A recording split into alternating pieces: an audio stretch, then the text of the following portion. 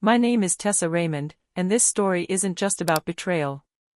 It's about fire, the kind that burns when someone steals what you built with your bare hands. And how sometimes, that same fire can forge something stronger. I met Ben Callahan in the cramped, chaotic kitchen of the Culinary Institute of America. He was loud, brilliant, always the center of attention. I was quieter, a perfectionist with a deep love for seasonal flavors and subtlety. Somehow, we clicked. He called me his anchor. I called him my wild card. We talked endlessly about food, about someday opening our own place. A small, warm restaurant filled with copper pans, low lighting, and a menu that changed with the harvest. We were going to call it Rose and Ember, his fire, my finesse. By the time we graduated, we were more than partners in the kitchen. We were living together in a shoebox apartment, saving every penny, working brutal hours at Savrin, one of those trendy fusion spots in the city. Ben worked his way up to head chef in record time. I was sous chef, unofficial operations manager, therapist, and damage control all rolled into one. We pitched our dream to Garrett, Savrin's owner and a slick businessman with a taste for high margins. He was skeptical at first, but Ben charmed him. "Let us run the next concept," Ben said. "We'll bring in a younger crowd. Tessa's got the numbers down to a science, and I'll give you the flavor to match." Garrett agreed. The space was leased. I designed the first draft of the menu, farm-fresh, hyper-local dishes with elegant plating. I sourced tile samples, met with vendors, even chose the chairs. Ben was the face. I was the structure. But slowly, I began to feel invisible. Garrett would address Ben in meetings, then look right past me when I asked about budget approvals. When I brought up our plan for a shared kitchen leadership model, Garrett laughed. "Let's not overcomplicate things. Ben's got the culinary chops. Tessa, maybe you focus on the back office stuff." "Back office stuff? The worst part?" Ben didn't object. He smiled, nodded. Didn't say a word when Garrett started referring to the place as Ben's concept. One night, I stayed at the restaurant late to finalize the prep schedule. I tried logging into our joint project email and got a password error. I checked the shared folder, gone. Every document I'd worked on, every invoice, every vendor contact. Gone. Ben came home late, smelling like scotch and smoke, and I asked him about it. He shrugged. "Garrett wants to consolidate. It's easier if I handle things directly now." I stared at him. "We built this together. And I appreciate everything you've done," he said, like he was ending a performance review. "But this is how it is now." 2 days later, Garrett called me in. Told me I was being released from the project. I wasn't even staff, I was a ghost in the system. No contract, no stake. Nothing. Ben didn't even have the guts to show up for the conversation. I went home that day with a dull ache behind my ribs. It wasn't heartbreak, it was something worse. That numbness you feel when your foundation cracks. But that ache, it turned into resolve. I walked for hours. Around our neighborhood. Past Garrett's shiny new space on Ellsworth Avenue. Then I saw it, an old corner unit that used to be a used bookstore. The windows were dusty, the paint chipped, but the bones were there. And taped to the glass, a faded for lease sign. I called the number. The landlord was a no-nonsense older woman named Nina. She liked that I asked about plumbing capacity and electric hookups. "You're not the first chef to come sniffing around," she said, "but you're the first one to ask the right questions." I signed the lease 3 days later. I drained my savings. Called in every favor I'd earned over the last 5 years. Begged a local carpenter to help me build out the kitchen in exchange for free meals for a year.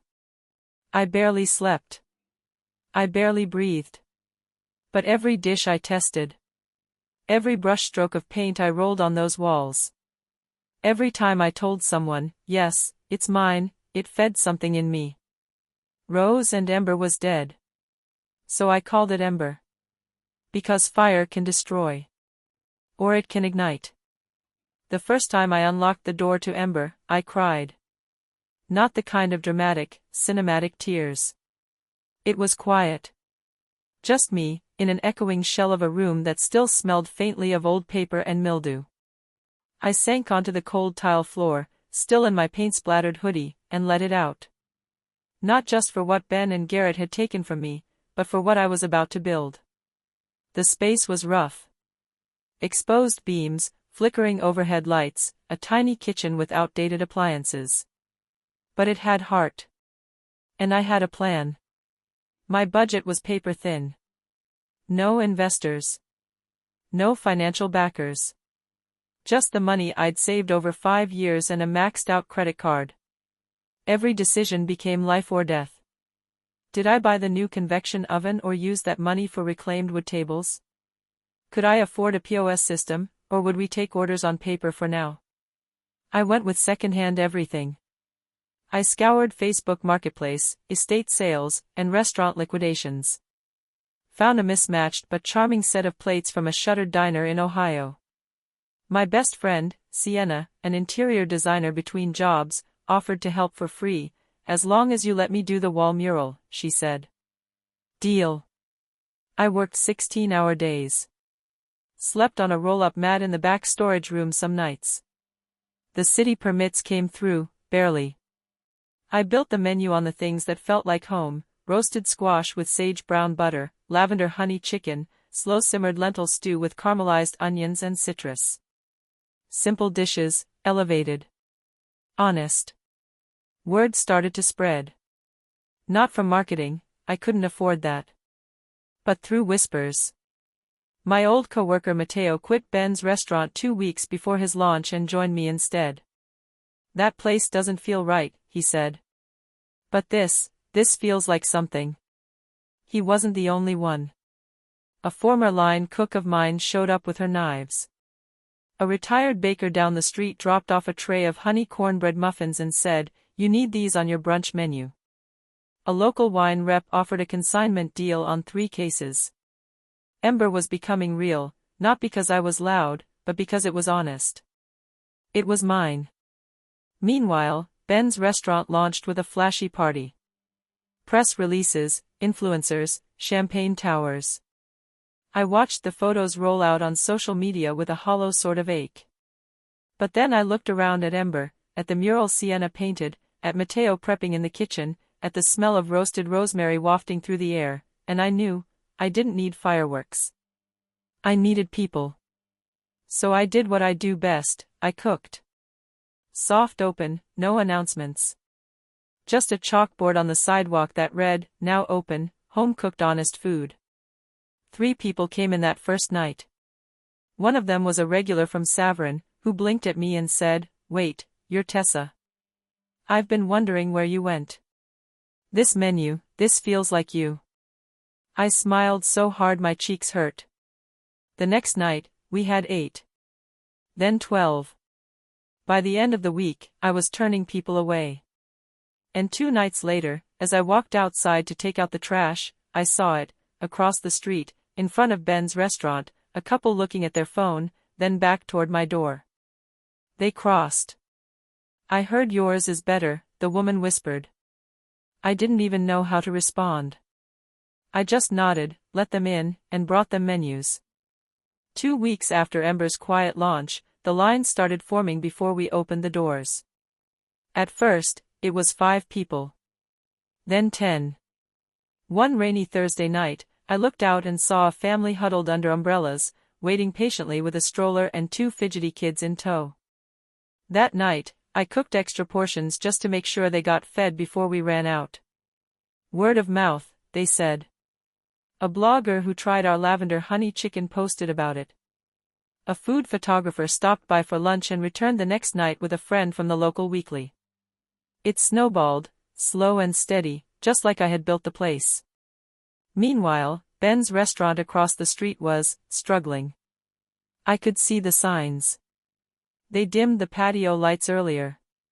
His staff stopped taking smoke breaks out front, probably to hide the empty tables.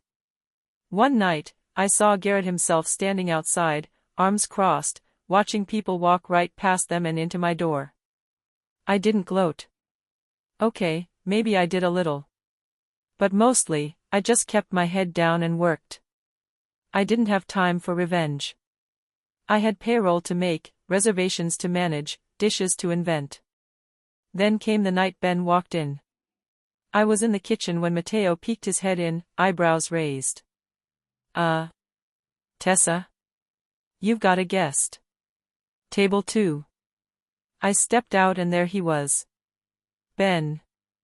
Wearing the same leather jacket he always wore when he wanted to look cool but wasn't sure how. He was alone, sitting stiffly at the table, eyes scanning the menu. Tessa, he said, standing up awkwardly as I approached. This place looks great. I nodded, arms folded. Thanks. There was a beat of silence. He sat back down. So, business is going well, huh? Packed every night, I said. But you probably know that. His jaw tightened slightly. Yeah. I've heard things. I didn't say anything. I didn't need to. He glanced around, then back at me. Listen, I just wanted to say I'm sorry. About how things ended. I got caught up in it all and I shouldn't have let Garrett push you out. I tilted my head, watching him. He was still good at this. At saying just enough to sound human without ever quite owning the mess. You didn't let Garrett do anything, I said quietly. You helped him. He opened his mouth, but I stopped him. You knew what we built. You let him rewrite it without me. That wasn't a mistake, Ben. That was a choice. His lips parted slightly like he wanted to argue, then closed again. He looked down at his napkin, twisting it between his fingers. Anyway, he muttered, standing up. Just thought I'd stop by. I held his gaze. Good luck with your place. He gave me a tight smile, then walked out. I stood there for a moment, letting the weight of it settle. He looked tired. Like someone who'd just realized the shine was gone, and the substance had left with it. That night, I cooked the best meal of my life. The kitchen buzzed with energy. Every plate that came back was scraped clean. Sienna stopped by with a bottle of sparkling cider and said, to full houses and empty apologies. We clinked glasses. 3 weeks after Ben walked into Ember, a critic walked in, too. I didn't recognize her at first, just a woman in a soft trench coat with a leather notebook and a calm, observant demeanor. She came alone, ordered the pear and goat cheese tartine, and lingered over a bowl of our signature roasted squash soup. She asked about the lavender used in the honey glaze, where it came from, how we infused it. I only realized who she was after she left and Matteo practically burst into the kitchen. Dude. That was Sophia Raines. The Sophia Raines?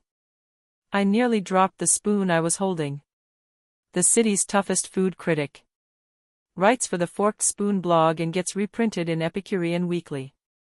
She's Tessa, she came here. I felt a chill of excitement and dread swirl together. Her reviews were make or break. She once called a Michelin-starred spot a beautiful space wasted on forgettable food. That restaurant closed 6 weeks later. Now she'd eaten at mine. I didn't sleep that night. I kept refreshing her blog, scrolling through old reviews, second-guessing every choice on my menu. Did I oversalt the soup? Was the tartine too rustic?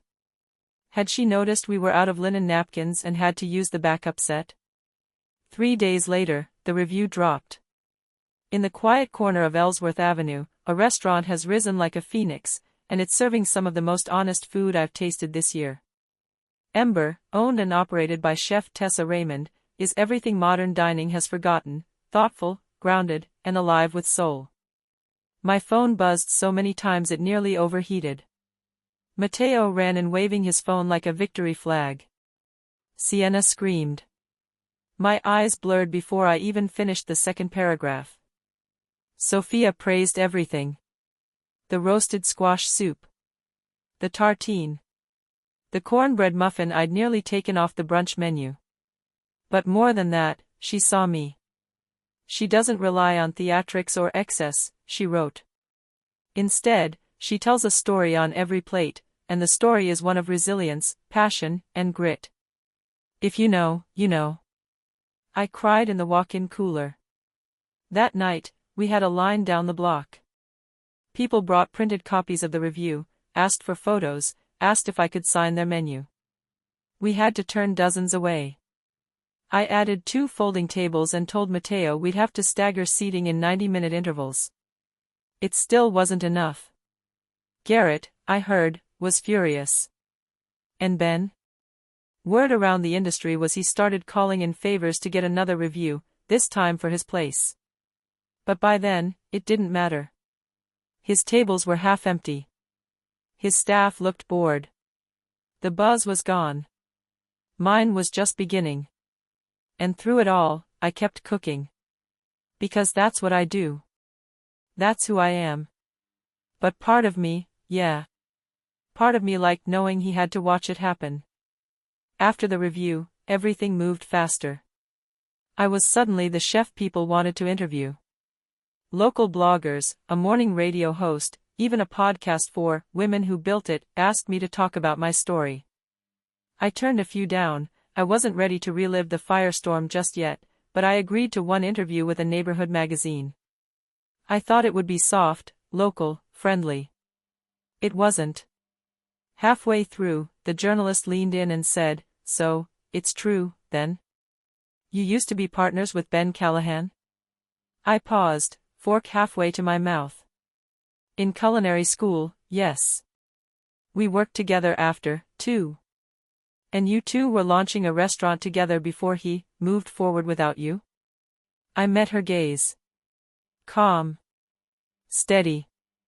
That's one way to put it. She smiled, sharp and satisfied, and I knew what the headline would be before she even left the table. The article dropped 3 days later, From Betrayed to Beloved, How Chef Tessa Raymond Cooked Up Her Comeback. It was flattering. It was honest. But it also blew the lid off the quiet war that had been simmering on Ellsworth Avenue. That same day, I caught a glimpse of Garrett pacing in front of Ben's restaurant, phone to his ear, face flushed with panic. The next evening, a flyer was slipped under our door. Ben Callahan invites you to an exclusive tasting menu event, new vision, bold flavors, limited seating. Desperate much? Inside, I was boiling. He wasn't done trying to win. He was just getting started. And if he couldn't beat me quietly, he'd try to beat me louder. So I made a decision. I'd been holding off on Sunday brunch, wanting to wait until we had more staff. But suddenly, it felt like the perfect time. I sent out a single email to my small but mighty mailing list with the subject, "This Sunday, Ember Brunch debuts." No flyers. No fanfare. Just that. We prepped enough food for 40 covers. We served 86. It was chaos. Glorious, fragrant chaos. I was sweating through my apron, pulling rosemary biscuits out of the oven with one hand while flipping French toast with the other. Matteo's girlfriend volunteered to run food. Sienna jumped in to wipe down tables between guests. Outside, the sidewalk buzzed with chatter. People took pictures of their plates, tagged us in stories, and posted one after another with hashtags like #EmberBrunch and #WorthTheWait. Ben's place? Empty patio. No music. No laughter. Just a few uncomfortable-looking diners pushing around foam-frothed espresso. We didn't just launch a brunch. We launched a message: we're here. We're staying. And you can't copy heart. That night, as we mopped the floors and emptied the dishwasher, Matteo turned to me and said, "You didn't just open a restaurant, Tessa. You started something." I nodded. Exhausted, aching, but so alive. He was right. I hadn't just opened a door. I'd thrown one wide open and dared people to walk through. By our 4th month open, Ember was booked out 2 weeks in advance. The small, dusty storefront that once smelled of old books now buzzed with energy, cutlery clinking, wine glasses tapping, the low hum of stories shared over shared plates. I started recognizing regulars, not by name, always, but by their orders, their smiles, the way they sighed a little after the first bite. It was everything I had dreamed, but it also became a pressure cooker. I was up by 6 a.m. to review orders, back in bed by 1 a.m. if I was lucky. I barely saw daylight. My hands ached from chopping, my knees from standing. I'd lost weight. Mateo kept leaving protein bars on my station like a worried older brother. And then the health inspector came. "Random check," she said. But it didn't feel random. Not with how detailed her questions were, how she lingered over minor things. I passed, barely. 1-point deduction for a cracked tile near the sink. Harmless. But it rattled me. 2 days later, one of my new suppliers called.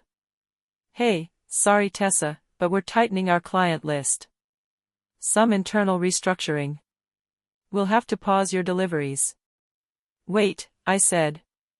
"We're in good standing. You've never had issues with us." "It's not you," he said. "It's above me. Garrett." I didn't have proof. But it felt like his playbook. He couldn't compete on flavor, so he'd try to choke my supply chain instead. I pivoted fast. Found 2 smaller vendors. More expensive, but local and loyal. We made do. But the final straw wasn't business. It was personal. I came in one morning to find graffiti on our back wall. Sloppy black spray paint. Not a real chef. It hit me like a punch. I just stood there, my keys still in my hand, reading it over and over.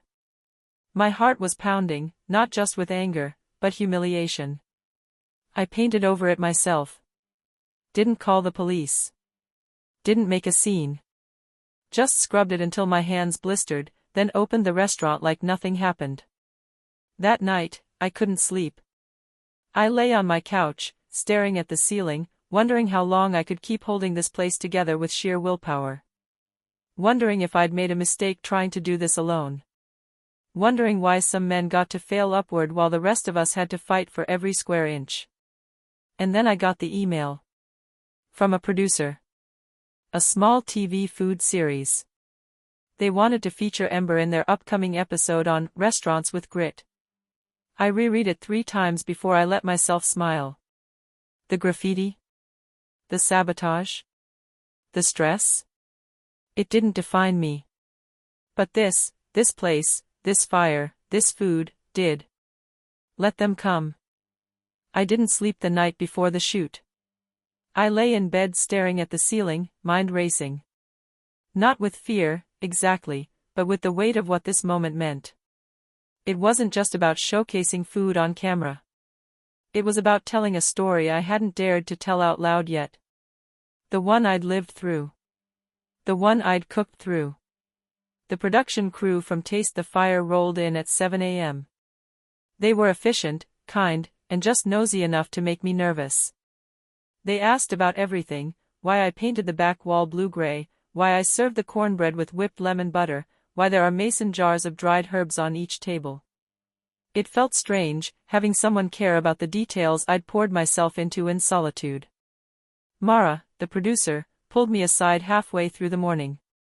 "People are going to love this," she said. "You're exactly the kind of story people need right now. Talent, heart, resilience." I nodded, swallowing the lump in my throat. They mic'd me up and asked me to cook my defining dish. I chose the roasted squash soup. It wasn't flashy, but it was mine. Built from nothing, like the restaurant. Like me. As I stirred the pot on camera, Mara asked casually, "So what would you say to someone who underestimated you?" I didn't mean to say anything personal. I wasn't going to name names. But the words just spilled out, quiet, sharp, real. "I'd say thank you." She blinked, surprised. Because if they hadn't pushed me out, I'd still be building someone else's dream. Not my own. They loved it. That night, we ran full service. Cameras packed up, but the lights stayed on. Matteo danced behind the line like usual. Sienna refilled water glasses, pretending she wasn't grinning like a fool every time someone said, "You're the mural girl, right?" At 8:10 p.m., the front door opened. Ben walked in. With Garrett. They didn't speak. Didn't sit. They just stood near the door, hands in their coat pockets, scanning the room. We were at capacity. The host was turning people away with apologetic smiles and promises of callbacks. The air was thick with rosemary and garlic. Music low, conversation louder. My house. My rhythm. I didn't panic. I didn't flinch. I just stepped out from behind the line, wiped my hands on my apron, and met Ben's eyes. He nodded. I nodded back. Not with bitterness. With finality. They left 15 minutes later. No words. No scene. And I didn't think about them again. 2 weeks later, the episode aired. I watched it alone, curled up on my couch with a blanket and a mug of cider. The moment they aired that clip, me saying, "Thank you," with my apron slightly askew, the kitchen behind me a blur of motion, I felt something inside me finally exhale. The feedback was overwhelming. Emails poured in. Social media lit up. People sent flowers. Strangers from out of state called to make reservations. My inbox filled with offers, collaborations, pop-ups, even a call from a publisher. "You've got a voice," the editor said. "People want to know how you did this." Ben's restaurant shuttered 6 weeks after the episode aired. Garrett moved on to some consulting venture. No one talked about them anymore. But Ember? Ember burned brighter. Our waiting list doubled. We added Sunday dinners and started hiring.